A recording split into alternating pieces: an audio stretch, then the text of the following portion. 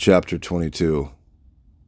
So I talk about how Immortal wanted to become the new Kiss, and others who aimed to become big and important bands, as if a band can be important.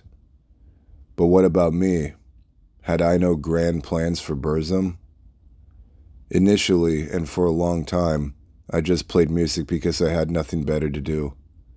I did not dream about fame or holding concerts. When I joined Old Funeral, I was kind of forced to play live, because they wanted to, and my conclusion was that this was not something I liked or wanted to do more. I was only happy to leave and form my own solo band, Burzum, where I could control everything and do whatever I wanted to, and avoid playing live.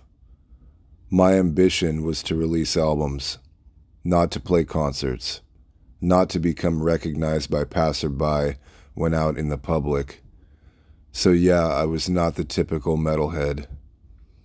However, in 1992, I did flirt with the idea of playing live, mainly because I was asked a lot about it, and for some time, I looked for other musicians to do it with, but nah.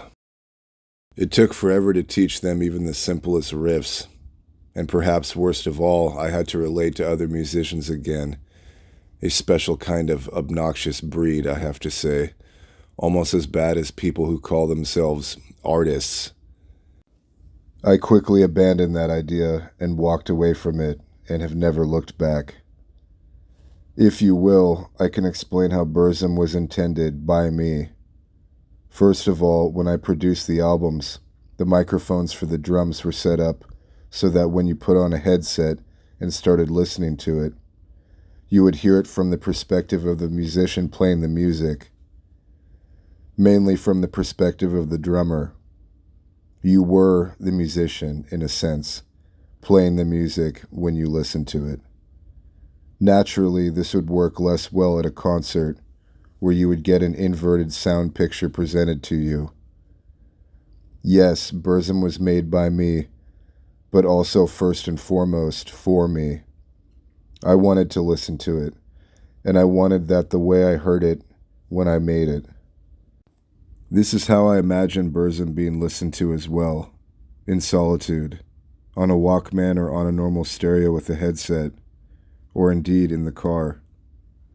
So in a sense, I did not fit in here, in any metal scene. I was not your typical metalhead, for sure, dreaming of becoming a guitar hero on some stage. I have never been envious of those bands who picked the classical rock and roll route and started touring and playing live. On the contrary, I felt that I had dodged a bullet there.